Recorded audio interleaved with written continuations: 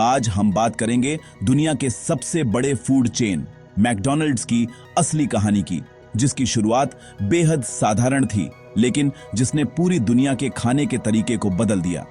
यह कहानी दो भाइयों डिक और मैकडॉनल्ड की है, जिनकी सोच ने फास्ट फूड इंडस्ट्री में क्रांति ला दी। 1940 में इन भाइयों ने कैलिफोर्निया के सैन बर्नार्डिनो में एक छोटा सा रेस्टोरेंट खोला, जो उस समय आम रेस्टोरेंट्स जैसा ही था।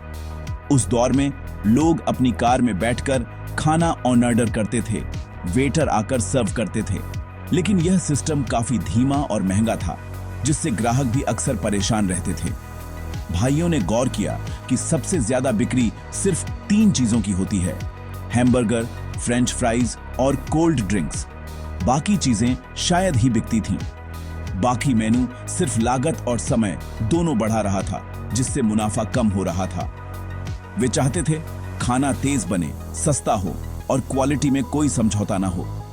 उनका सपना था कि हर ग्राहक को एक जैसा अनुभव मिले।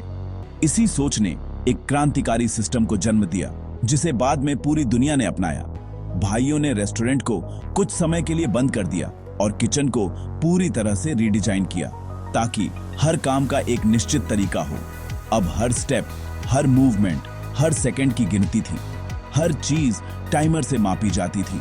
बर्गर कैसे बनेगा, कौन सॉस लगाएगा, कौन पैक करेगा, हर काम के लिए एक तय जगह, एक तय तरीका और एक तय समय था। मकसद था ग्राहक को ऑर्डर देने के 30 सेकंड के भीतर गर्मागर्म खाना मिल जाए, ताकि कोई इंतजार न करे। 1948 में उन्होंने मैकडॉनल्ड्स नाम से रेस्टोरेंट दोबारा खोला और स्पीडी सिस्टम लागू किया, जो आज भी फास्ट फूड इंडस्ट्री की रीढ़ है। मेनू छोटा कर दिया, सिर्फ 9 आइटम रखे ताकि हर चीज परफेक्ट बने और जल्दी सर्व हो। वेटर हटा दिए, डिस्पोजेबल पैकेजिंग शुरू की और ग्राहक खुद काउंटर पर ऑर्डर देने लगे। यह सब उस समय के लिए बिल्कुल नया था। लागत इतनी कम हो गई कि वे 15 सेंट में बर्गर बेच सकते थे, जबकि बाकी जगहों पर यही बर्गर 30-35 सेंट का था। इससे ग्राहकों की भीड़ लगने लगी। यह सस्ता, तेज और स्वादिष्ट था, एक ऐसा कॉम्बिनेशन जिसने रेस्टोरेंट इंडस्ट्री की तस्वीर बदल दी और मैकडॉनल्ड्स को एक नई ऊंचाई पर पहुंचा दिया। स्पीडी सिस्टम सिर्फ एक नाम नहीं, बल्कि एक दर्शन था, हेनरी फोर्ड की असेंबली लाइन से प्रेरित। इस सिस्टम ने रेस्टोरेंट की दुनिया में क्रांति ला दी, जहां हर कदम को बारीकी से प्लान किया गया था। हर कर्मचारी एक ही काम बार बार करता, जिससे स्पीड और क्वालिटी दोनों बढ़ गई। काम का बंटवारा इतना सटीक था कि कोई भी गलती की गुंजाइश नहीं रहती थी। किचन एक बर्गर फैक्ट्री बन गई। एक कर्मचारी पैटी बनाता, दूसरा बन लगाता, तीसरा सॉस डालता, चौथा पैक करता। हर किसी की जिम्मेदारी तय थी, जिससे काम में रफ्तार आ गई। इस सिस्टम से वे 1 घंटे में सैकड़ों बर्गर बना सकते थे, जो उस समय चमत्कार था। इतनी तेज सर्विस ने ग्राहकों को हैरान कर दिया। सबसे बड़ी खासियत थी मानकीकरण। हर बर्गर, हर फ्राइज, हर सॉस की मात्रा तय। इससे हर ऑर्डर एक जैसा बनता, कोई फर्क नहीं। ग्राहक को हर बार वही स्वाद मिलता, जिससे उनका भरोसा बना। लोग जानते थे कि वे जो ऑर्डर करेंगे वही क्वालिटी मिलेगी। छोटा मेनू, कम स्टाफ, डिस्पोजेबल पैकेजिंग, हर चीज ने लागत घटाई और मुनाफा बढ़ाया। इन छोटे छोटे बदलावों ने बिजनेस मॉडल को पूरी तरह बदल दिया।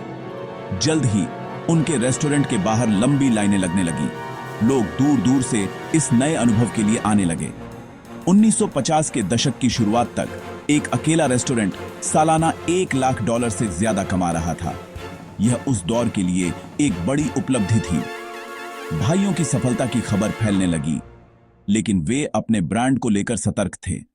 बड़े साम्राज्य का सपना नहीं था, किस्मत को कुछ और मंजूर था, और उनकी कहानी यहीं से एक नया मोड़ लेने वाली थी। असली मोड़ आया 1964 में, जब 52 साल के अनुभवी सेल्समैन रे क्रॉक की एंट्री हुई। उस उम्र में जब लोग रिटायरमेंट के बारे में सोचते हैं, रे क्रॉक ने एक नया सपना देखना शुरू किया। रे क्रॉक मिल्क शेक मिक्सर बेचते थे और उनका काम था रेस्टोरेंट्स को बेहतर बनाना। वे हमेशा नए मौके की तलाश में रहते थे। एक दिन उन्हें एक छोटे रेस्टोरेंट से 8 मिक्सर का ऑर्डर मिला। इतना बड़ा ऑर्डर किसी छोटे रेस्टोरेंट के लिए असामान्य था। कुछ तो खास था। वे खुद सैन बर्नार्डिनो पहुंचे और देखा मैकडॉनल्ड्स के बाहर लंबी कतारें, खुश ग्राहक और रफ्तार से चलता किचन। हर कोई तेजी से सर्व हो रहा था और माहौल में एक अलग ही ऊर्जा थी। रे क्रॉक ने तुरंत पहचान लिया, यह सिर्फ रेस्टोरेंट नहीं, एक सोने की खान है। यहाँ कुछ ऐसा था जो बाकी जगहों से अलग था। भाइयों के लिए यह एक सफल रेस्टोरेंट था, लेकिन क्रॉक के लिए यह एक ग्लोबल ब्रांड की शुरुआत थी। वे इसकी संभावनाओं को दूर तक देख सकते थे। उन्होंने भाइयों से मुलाकात की, उनका सिस्टम समझा और एक प्रस्ताव रखा। रे ने हर छोटी बड़ी बात पर ध्यान दिया। आप लोग सिस्टम चलाना जानते हैं, मैं रेस्टोरेंट खोलना जानता हूँ। क्यों ना हम साथ मिलकर काम करें, हम मिलकर इसे बड़ा बना सकते हैं। क्रॉक ने भाइयों को फ्रेंचाइजी मॉडल का सपना दिखाया, गोल्डन आर्च हर कोने में। उन्होंने विस्तार की एक नई सोच दी। भाइयों को झिझक थी, लेकिन क्रॉक के जुनून और आत्मविश्वास ने उन्हें मना लिया। वे भी इस सपने का हिस्सा बनना चाहते थे, लेकिन उन्हें अंदाजा नहीं था कि यह उनकी जिंदगी की सबसे बड़ी गलती साबित होने वाली थी। 1955 में रे क्रॉक को पूरे देश में मैकडॉनल्ड्स की फ्रेंचाइजी बेचने का अधिकार मिला। हर फ्रेंचाइजी से 0.9% क्रॉक को, 0.5% भाइयों को, कागज पर सीधी डील। असली चाल, हर नई फ्रेंचाइजी का एग्रीमेंट सीधे क्रॉक और मालिक के बीच, भाइयों का कंट्रोल खत्म। क्रॉक ने अपने हिसाब से नियम बनाए, फ्रेंचाइजी चुनी और बिजनेस को अपनी दिशा में मोड़ दिया। 1960 तक 200 से ज्यादा रेस्टोरेंट खुल चुके थे, लेकिन क्रॉक को असली मुनाफा नहीं हो रहा था। कमीशन कम था, खर्चे ज्यादा। क्रॉक को नया रास्ता चाहिए था। इसी दौरान हैरी सोनबोर्न नाम के फाइनेंस एक्सपर्ट ने उन्हें सलाह दी। आप बर्गर नहीं, रियल एस्टेट के बिजनेस में हैं। यही सलाह क्रॉक के लिए गेम चेंजर साबित हुई। क्रॉक ने फ्रैंचाइज रियल्टी कॉर्पोरेशन बनाई। रेस्टोरेंट के लिए जमीन खरीदते या लीज पर लेते, फिर फ्रेंचाइजी को ऊंचे किराए पर देते। अब क्रॉक को सिर्फ कमीशन नहीं, हर महीने पक्का किराया भी मिलने लगा। बर्गर की बिक्री ऊपर नीचे हो सकती थी, लेकिन जमीन का किराया तय था। असली कंट्रोल अब क्रॉक के पास था। अगर कोई फ्रेंचाइजी नियम न माने तो उसे जमीन से निकाल सकते थे। उदाहरण के लिए $1000 में लीज लेकर $2000 में सब लीज, हर महीने $1000 मुनाफा। फ्रेंचाइजी को बिक्री का प्रतिशत भी देना पड़ता था। क्रॉक हर तरफ से जीत रहे थे, बर्गर से भी, जमीन से भी। भाइयों को इस नए मॉडल से कुछ नहीं मिला। वे सिर्फ अपनी छोटी रॉयल्टी पर रह गए। उनके सपनों का बिजनेस अब किसी और की मिल्कियत बन चुका था। जैसे जैसे क्रॉक की ताकत बढ़ी, हमारा और उनका टकराव भी बढ़ता गया। हम क्वालिटी और कंट्रोल को प्राथमिकता देते थे। मेरे लिए सबसे जरूरी थी ग्रोथ। पूरा अमेरिका मैकडॉनल्ड्स के झंडे तले। हमें क्रॉक के फैसलों से आपत्ति थी, जैसे मिल्क पाउडर का इस्तेमाल। मेरे लिए यह स्मार्ट बिजनेस था, मुनाफा और ग्रोथ सबसे ऊपर। मतभेद बढ़ते गए, रिश्ते खराब होते गए। क्रॉक को अब पूरा कंट्रोल चाहिए था। उन्होंने भाइयों पर दबाव बनाना शुरू किया। उनके पुराने रेस्टोरेंट के पास नए मैकडॉनल्ड्स खोल दिए। हमारे लिए यह बहुत मुश्किल समय था। ब्रांड बदल रहा था, हम थक चुके थे। आखिरकार भाइयों ने हार मान ली और बायआउट की बातचीत शुरू की। यह उनके सपनों के अंत की शुरुआत थी। बिजनेस की दुनिया में कभी कभी जीतने के लिए सब कुछ खोना पड़ता है। 1961 में भाइयों ने कंपनी रे क्रॉक को बेचने का फैसला किया, $2.7 मिलियन में। शर्त, भविष्य में कंपनी की कमाई का 1% रॉयल्टी हमेशा के लिए। मैं रकम देने को तैयार था, लेकिन 1% रॉयल्टी पर बात अटक गई। मैंने हैंडशेक डील की, जुबान दी, कागज पर नहीं। हमने भरोसा किया, ये हमारी सबसे बड़ी गलती थी। डील होते ही क्रॉक अपने वादे से मुकर गए। भाइयों को कभी रॉयल्टी नहीं मिली।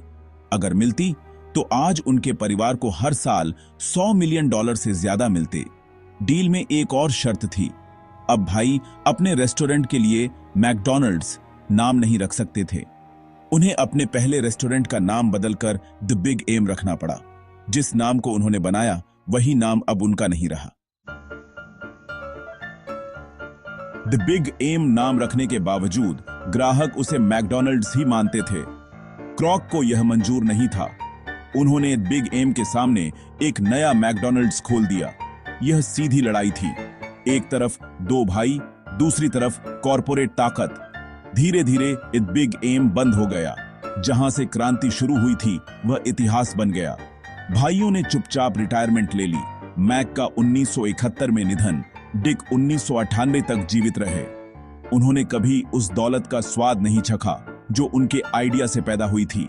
दूसरी तरफ रे क्रॉक अमेरिका के सबसे अमीर लोगों में शामिल हो गए। हर रेस्टोरेंट में फाउंडर के नाम पर क्रॉक का नाम, असली संस्थापकों का जिक्र तक नहीं।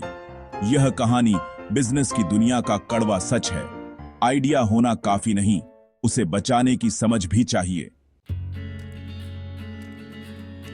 इस कहानी से सबसे बड़ी सीख, सिर्फ आइडिया या इनोवेशन होना सफलता की गारंटी नहीं है। भाइयों के पास क्रांतिकारी आइडिया था, लेकिन बिजनेस की चालाकी नहीं। मालिकाना हक और कंट्रोल सबसे जरूरी है।